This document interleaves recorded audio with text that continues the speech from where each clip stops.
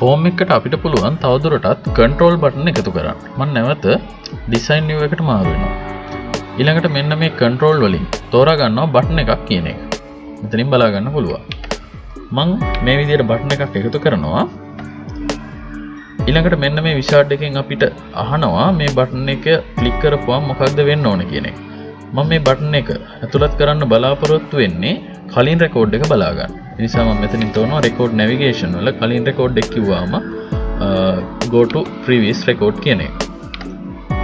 ඊළඟට අපිට පුළුවන් මෙතනින් අපි නිර්මාණය කරන button එකට එක්ක picture එකක් දෙන්න. එහෙම නැත්නම් මොන හරි text එකක් දෙන්න. මම දෙනවා previous කියලා. ඊළඟට button එකට control name එකක් දෙන්නත් පුළුවන්. ඒක මේ විදිහට තිබුණත් ගැටලුවක් නැහැ. දැන් මම ওই විදිහට button එකක් එකතු කරගත්තා. තව button එකක් මම add කරගන්නවා next record එක. ඊළඟ record එක බලා ගන්න. ඒකෙත් තියෙනවා record navigation වල next go to next record. මම ඒකේ text එකක් විදිහට button එකට නමක් දෙනවා next කියලා. ඔය විදිහට. මේකේ size අපිට අවශ්‍ය ප්‍රමාණයට ඔය විදිහට හදා ගන්න පුළුවන්. තව මම button එකක් එකතු කරගන්නම්. මේ විදිහට මම ඒකට දෙනවා record operation වලින් add new record අලුතෙන් record එකක් ඇතුළත් කරන්න. button එකට නමක් දෙනවා new record කියලා.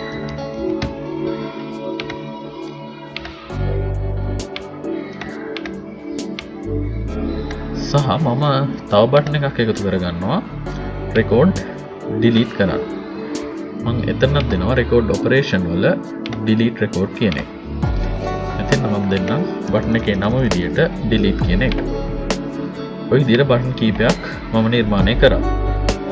ඊළඟට මෙන්න මේ button අපිට අවශ්‍ය පරිදි ඔය විදියට arrange කරගන්නත් පුළුවන්, සකස් කරගන්නත් පුළුවන්.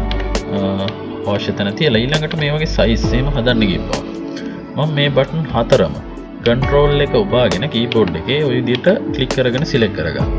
ඊට පස්සේ මෙන්න මේ arrange කියන ribbon එක යටතේ අපිට බලා ගන්න පුළුවන් මෙතන තියෙනවා size and space කියලා එකක්. මම මේකේ දෙනවා to tallest කියන එක. සහ ආය දෙන්න පුළුවන් to width කියන එක.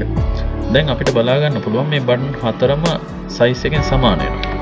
මේ button දෙක එක කෙලින් හදා ගන්න ඕන නම් මේ button දෙක විතරක් select කරලා මෙන්න මේ align කියන තැනට ගිහිල්ලා මම මේක top align දෙනවා. එතකොට ඒ button දෙක උඩින් එක සමාන කෙලින් හැදෙනවා. මේ button දෙකත් ඒ විදිහටම select කරලා align වලට ගිහින් මම මෙතන top align දෙනවා. බලා ගන්න පුළුවන් button දෙකේ කෙලින් හැදෙනවා. ඊට පස්සේ මේවා අවශ්‍ය ගන්නට ඔය විදිහට වෙනස් කරගන්න පුළුවන්. මේ දෙක වම් පැත්තෙන් එක කෙලින් හදා ගන්න ඕන නම් ඒ button එක select කරලා left align කරන්න පුළුවන්. මේ දෙක දකුණු පැත්තෙන් එක කෙලින් හදා ගන්න ඕන නම් align right කරගන්න පුළුවන්. දැන් ඔය විදිහට form එක අපිට අවශ්‍ය විදිහට ඔය විදිහට design කරගන්න පුළුවන්. මේවා තව දුරටත් එමෙන් අවශ්‍ය තැන ස්ථානගත කරලා ලස්සනට form එක හදා ගන්න පුළුවන්. මම දැන් මාරු වෙනවා form view එකට.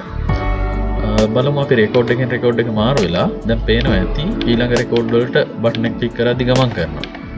ඔය විදිහට.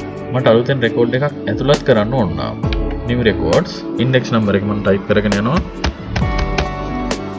ඊළඟට first name last name date of birth calendar එකෙන් select කරන්නත් පුළුවන්. මම කැමති දිනයක් select කරනවා. course fee එක. ඊළඟට record එක save කරන්න පුළුවන්. මේ record එක delete කරන්න අවශ්‍ය නම් මේ delete button එක අපි අලුතෙන් නිර්මාණය කරගත්තා. click කරලා දැන් delete කරන්නත් පුළුවන්. ඒ විදිහට තමයි අපි form වලට button එකතු කරලා ඒ වගේම අපිට අවශ්‍ය විදියට form එක control කරන්නේ, පාලනය කරන්නේ.